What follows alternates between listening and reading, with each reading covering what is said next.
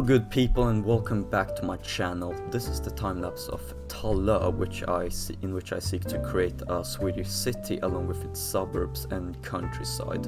Now this is a project which I've been working on for a while now, and realistically I could release this time-lapse a few months earlier, but I just didn't have the drive, and I also had to settle down with a new class in school. So yeah, I've been moving about a little. But now I'm finally back, and yes, this is a voice reveal. Please comment down below if you want me to keep the voice or not, for commentary and stuff. Now, this idea of Tallö is an idea which I've had for, well, a long time, but only now I have started on. This is heavily inspired by a time-lapse video by the Infrastructurist, in which he creates an entire city center in, I think it's about 5 hours or something, or maybe even less, but a very short amount of time. And yeah, I wanted to create something similar, but with a Swedish city, and now I'm finally creating it.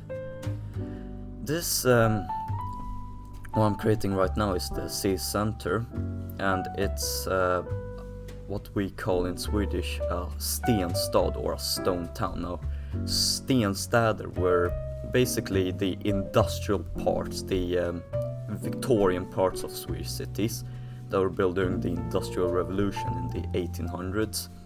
And pretty much every major Swedish city has this stenstad, and I don't know why, but for some reason they're always built in this rectangular grid. And as I said, I don't know why, but that's just the way it is. All of them are. And I wanted this Tallö to not only be a realistic Swedish depiction of a Swedish city, but also a pretty one and kind of idealistic one. So as you see right now, I'm creating this sort of city center. And it's not really it's a city center, and this is supposed to be like the main square. It's not really a square though, it's more of a park, which you can just admire. I can imagine that an explanation for this is maybe that there used to be a square here, but they decided to remake it into a park to make the city more green and I guess perhaps more beautiful. And that's something that I know has happened in a few cities where they kind of add stuff to main plazas and parks. Like, this is not really the best example I can think of, but in Stockholm, right in front of the department for the Royal Theatre, right in front of the Royal Theatre of Stockholm, right across the parliament, lies a city square. And recently it went from an intersection for cars, and they have made it into a square which is pedestrian only, and there are always some sort of art exhibition there, which is really nice to see the efforts of the city government into creating more pedestrian friendly city parts, which I got to admire. Now, I don't really have a lot to say right now. I mean, I could start rambling about that statue, which I could imagine perhaps is some sort of Swedish king or general. Perhaps that's King Gustavus Adolphus, Gustav II, which was the creator of the Swedish Empire. In Sweden he's pretty idolized, and I would imagine that there's a statue of him in the city center, or perhaps that is the statue of the owner of the local factory, since, well, usually these cities are accompanied by these stenstad in Sweden are usually accompanied by a pretty big old industrial facility, and I'm planning to create a pretty sizable factory on the city center. And this idea of like a city, of an industrial city, that is built for a factory is heavily inspired by the town of Klippan. Now I don't remember where it is, but it's in the south of Sweden, if I remember correctly. And it's basically the city which was created for a factory. And I want Tallö to be something a bit similar, although Klippan, it doesn't really have a lot of industrial era buildings. It's mostly modern, and I want to kind of create the opposite. I want the city to be majority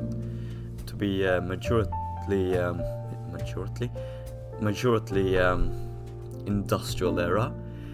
So perhaps that statue is also of the factory owner who built the entire city from the ground, since I would also imagine that for it to be planned like this, in a grid, there would be some sort of big undertaking by the local factory owner to kind of create a good city, and perhaps he's viewed as some sort of noble man who helped create the city and all. But yeah, that's about all I've got to say for now. So you can enjoy the time lapse, and I'll see you soon.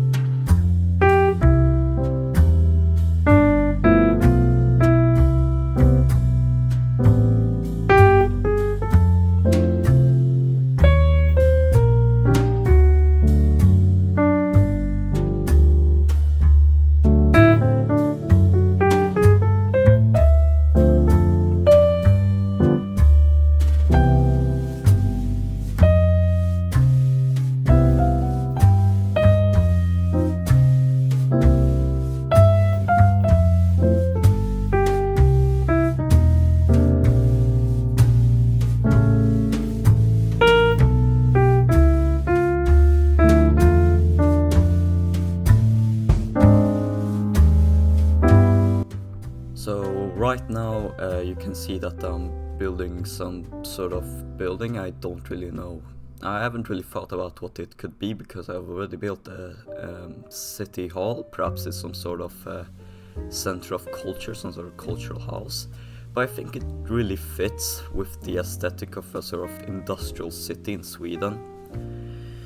It kind of reminds me of this building which I saw when I visited Gävle.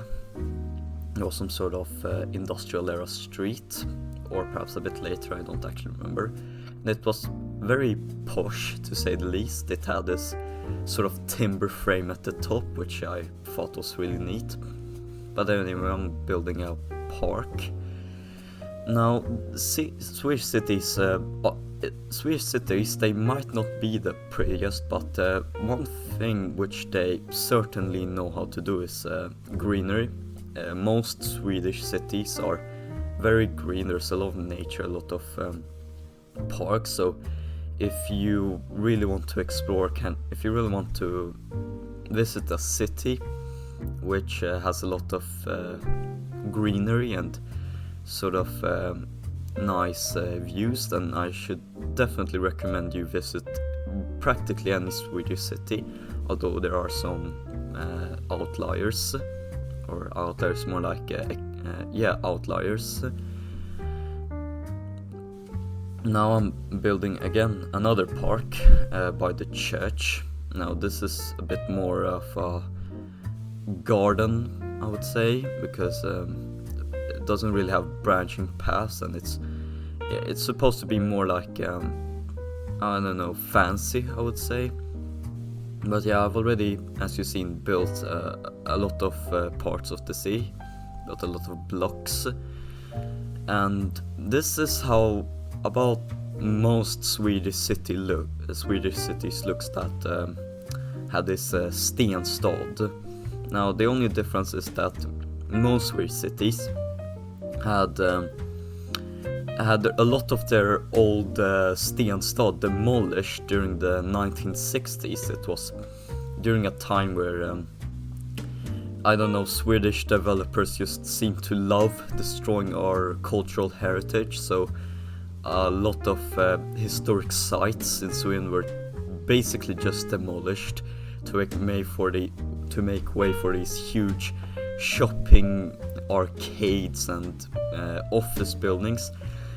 A good example is the city of Växjö. Before the 60s, Växjö was basically as Swedish as you could get with a city. It had a stenstad, an old town, and it was a very beautiful city. But during the 60s, a lot of the I would even say the majority of the historic city center was demolished to make way for these grotesque office buildings that practically nobody likes.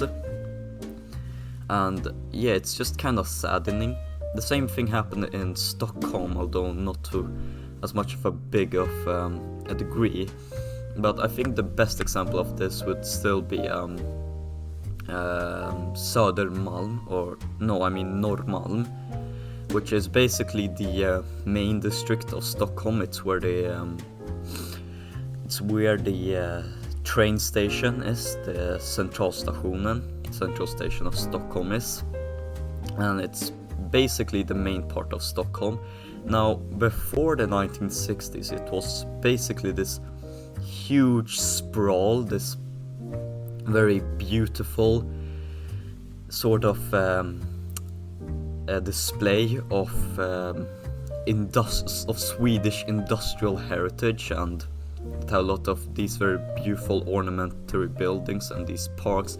But during the 60s, they basically demolished most of the district to make way for highways. There's now a highway running through the old town, or it's not running directly through, but there's another island right next to the old town called Riddarholmen, and it's perfect. And it's personally my favorite district in all of Stockholm because, well, it has these grand palaces and this very big church, Riddarholmskyrkan, which is the oldest church in Stockholm, and it's all just very beautiful, very wide and open. It has a very monumental feeling. It's very quiet most of the day, so you can just feel like I alone in this giant world. It's personally amazing. But the ambience is kind of destroyed since between Old Town and Riddarholmen, where they once stood a very nice quay, where you could have a nice stroll, there now lies a highway, and you can hear it from all around Riddarholmen, and it's very wide open, as I said. So as opposed to Old Town, where it's very tight and you only need to go like one C block to stop hearing the noises, in Riddarholmen everything is very open, so you can hear it, the sound of the cars and the trucks everywhere. It's just horrible. I hate it. But yeah, I went a bit off topic there. Again, Norrmalm, as I said, yeah, they demolished a lot of the buildings and replaced them with these horrible interchanges and office buildings, which nobody I know likes. Absolutely nobody I know or have ever met likes this part. They all just call it ugly, hideous, and pedestrian unfriendly, which they're all true, definitely. And I think the best example of even this would be Sergels Torg, which is where T-centralen is, which is the main connector hub of the Stockholm Metro. There's also a tram stop there, and T-centralen is already a very sketchy place. I usually like to avoid it because there's always very sketchy people hanging out there. I never really feel safe there. There are always police convoys hanging around there, and yeah, if you want to travel to Stockholm to a place which is very nice and pristine, don't go there to Sergels Torg, because not only does it feel very unsafe, but it's also very ugly, because before there was this place called Klara district, or Klara simply, and it was already a pretty sketchy place, Klara, even before they renovated into Sergels Torg. Klara was already kind of sketchy, but one thing which it definitely wasn't was ugly, except for the main part where T-centralen now lies. There was basically just, it looked like a construction site basically, and the buildings showed their sides, and it looked hideous, honestly. But yeah, it was at least beautiful, it was quaint, and I would definitely imagine that nowadays a district like Klara would definitely see some much appreciated love that it once didn't have. But no, they decided to demolish it and create their Sergels Torg, and again, nobody I know likes this place. It's absolutely hideous. Just a bunch of modernist crap buildings. Now, it might sound like I just hate modernist buildings, but I really don't. There is examples in which I like modernist buildings, or more modern buildings, like in Södermalm, which is the southern district. There is this, I forgot the name of it, but it's this sort of beige yellow building. It's very modern, but I absolutely love it. I'll definitely show it on screen if I remember it. But Norrmalm is just an example of what not to do with modern development, and it's definitely hideous. Again, I went a bit off topic there. Now I'm creating this sort of shopping street. Again, every main city of Sweden has a sort of shopping street, and nearly all of them are for some reason named either Drottningsgatan or Kungsgatan, which is Queen Street and King Street. So yeah, this street is definitely called Drottningsgatan, because that's how most of them are named, which I find pretty funny. And I'm creating a few restaurants here, which, yeah, I'd imagine I would like to sit here, enjoy a cup of, well, I'm not old enough to drink coffee, so a cup of smaskis juice, perhaps. Now, I would imagine that this was some sort of street that was recaptured, that's a very dramatic word to use, that was redeveloped from a car street into a pedestrian zone.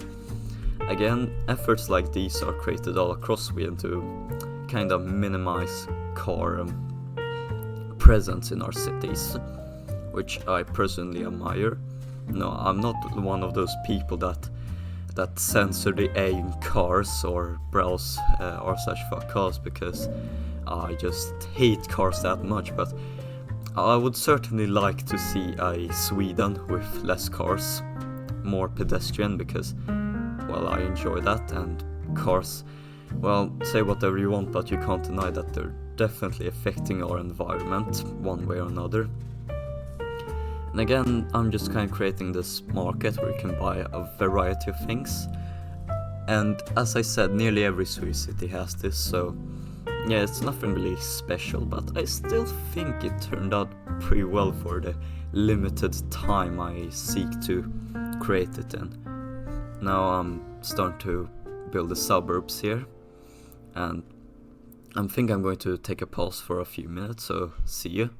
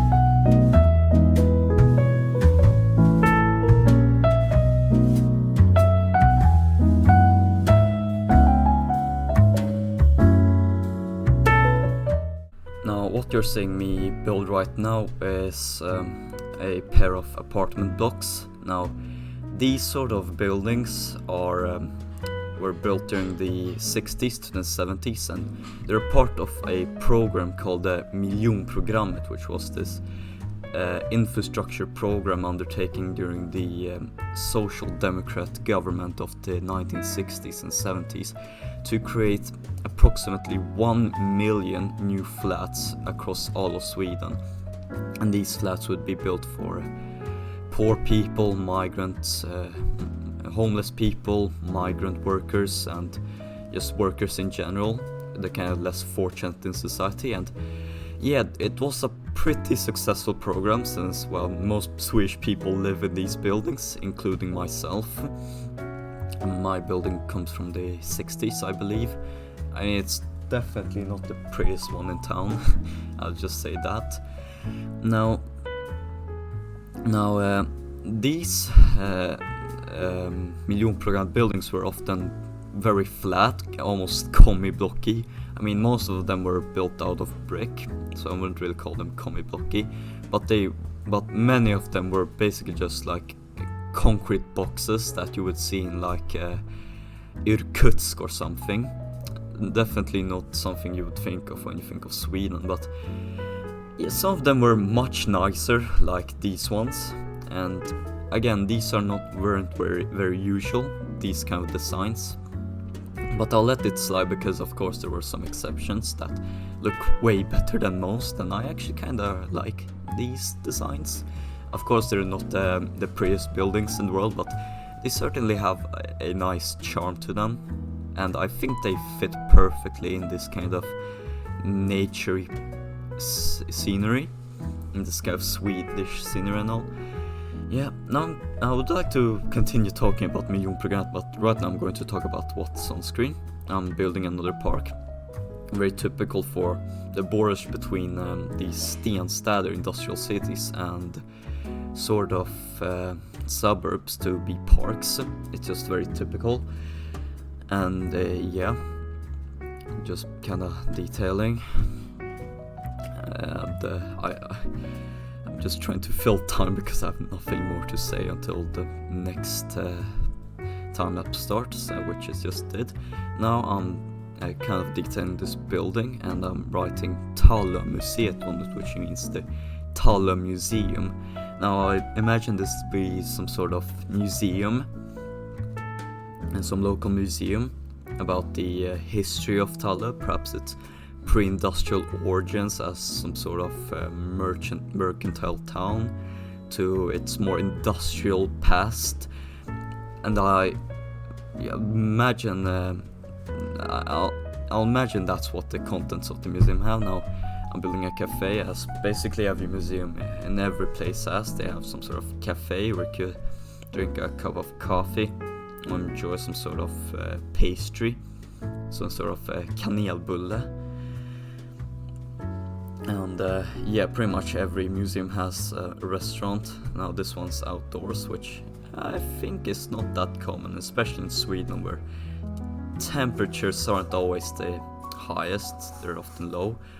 And yeah, now I'm also building an entrance to it, and I don't really have anything more to say right now until we reach the next time lapse, which is conveniently now. Now, a large part of the building process was just placing down these hedges, or a large part, a significant part, but I've cut out a lot of it because you would rather not want to see, you would rather not have a 1/5 or 1/4 of the entire time lapse just me placing down hedges. So I cut a lot of it out, and you can only see me decorating 2 C blocks right now. Now, usually Swedish cities or suburbs, they do have hedges to divide the houses, but they also have fences, but I didn't have time for that. So instead I'm just placing down hedges, which I see as more beautiful, I would say. Now I always wanted to live in a suburb, but I mean there's a really nice like stenstad, or stenstad. It's a pretty small stenstad, but it's still this late 1800s, early 1900s sort of suburb near where I live. It's really nice. There's a lot of these old apartment blocks.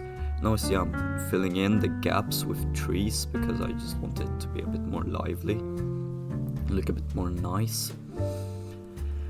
Yeah, and now I'm placing down planters. Basically every Swedish city has these planters on main roads, which I like. I think everyone likes a bit of greenery in their cities. And yeah, it looks just really, it's just basically there to make the city look more pretty.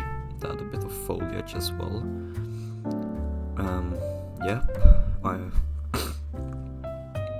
I'm also covering these zebra crossings, and annoying thing which I don't know why I didn't do is that I covered the zebra crossings on and replaced them on the in the city center and on the first suburb by the one I just created, but I didn't do it on the second suburb, which I will create later, which I don't know why I didn't do it. I find it very annoying that I didn't do it, but I didn't. So yeah, it kind of sucks that I didn't do it. Kinda annoyed at myself actually. But yeah, I'm just placing down these zebra crossings. What more is there to say? Just waiting until the next time lapse to talk, because, well, this is the first time I'm ever recording, and it's free, and I don't have a script or anything. I don't even have notes, so I'm just kinda ad-lipping, just saying what comes to mind at the moment. But yeah, right now I'm starting to build the train station. Now, every Swedish city of course has a train station, and usually they aren't placed in the very city center. I mean, they are placed in the city center, but they're usually placed sort of the fringe, let's say, the border. But here it's very much the very center of it, across the city hall.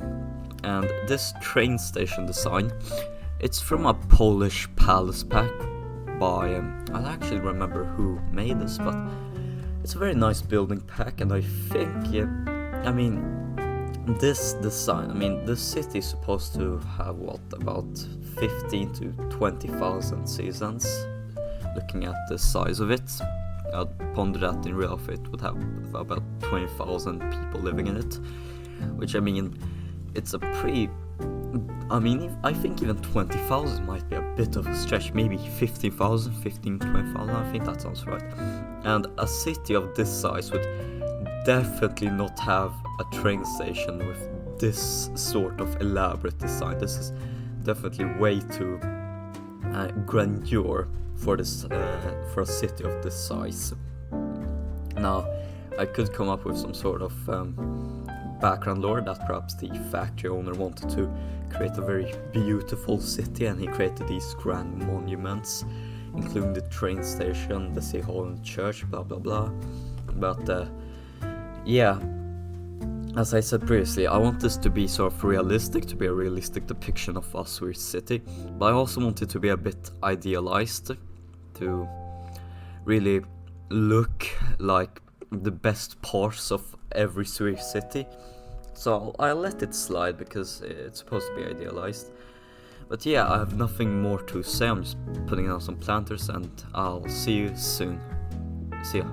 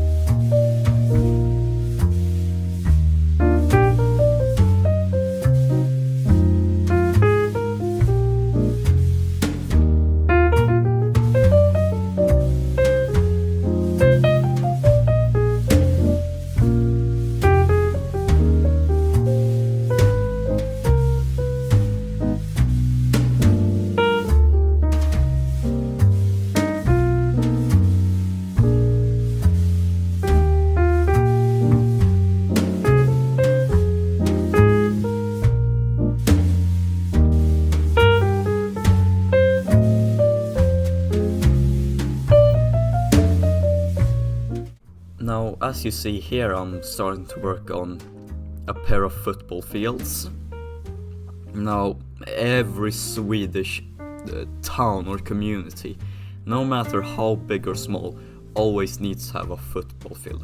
That's basically the unwritten rule of all of Western Europe, is that every town needs to have a football field. And Tallö is no exception. Here I have a pair. They often come in pairs here in Sweden, and that's probably true in most other places in the world, or in Western Europe, or Europe in general, I guess, because most people in Europe are absolute soccer heads, suckers for soccer, if you can say that. Of course you can say that. But yeah, now I'm creating this football field, this parking lot, and I think it turned out very authentic, very true to life, if you say so. Now, yeah, I'm just decorating it with some planters. Now, most football fields in my area, I mean, there are a lot of football fields in my area, usually don't have like a lot of trees nearby. It's usually like the biggest field where I live, there are actually a lot of very big fields, and there are no trees anywhere. It's just the football fields, which I understand. I also live very close to a very big stadium, so usually during a football match there's a lot of sound, which can get kind of annoying. But yeah, this football field is a part of the second suburb, or what I like to call the outer suburb of Tallö, which is, as the name implies, the outer suburb. It's connected by this old bridge, which I assume would be built before any of these suburban houses were ever built or even conceived. I'm probably even dating back from the pre-industrial period, but it has a very nice industrial makeover with this sort of new neoclassical build. Now, this shape for the suburb is actually a bit awkward, although I didn't want to create a kind of more like natural suburb, in which I mean that eventually the suburbs make way for the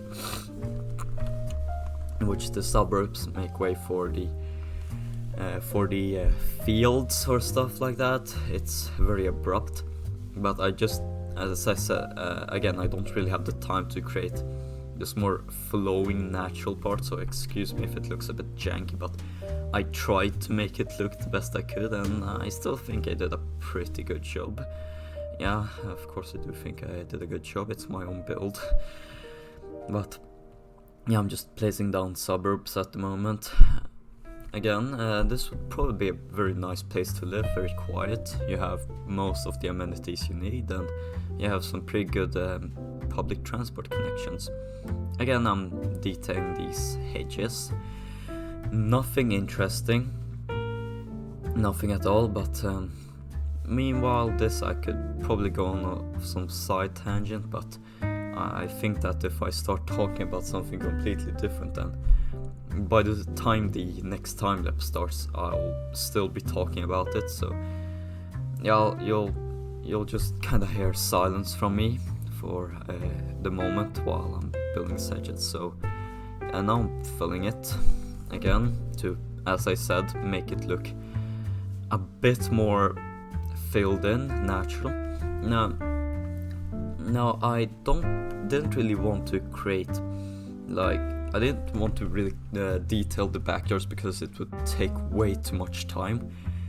But this is one of the few exceptions because, well, all the other buildings, they come with details. You know, this one's basically barren, and perhaps these are some pre-industrial buildings or industrial era buildings, which are some sort of cultural heritage site to the local area, and they're still here. So I want to kind of make them a bit more unique, so to say. And this building in particular I really like. It's very cozy. Probably want to have something like that as a summer residence. And right now I'm sort of extending it, the suburb, to the other side, creating these roads.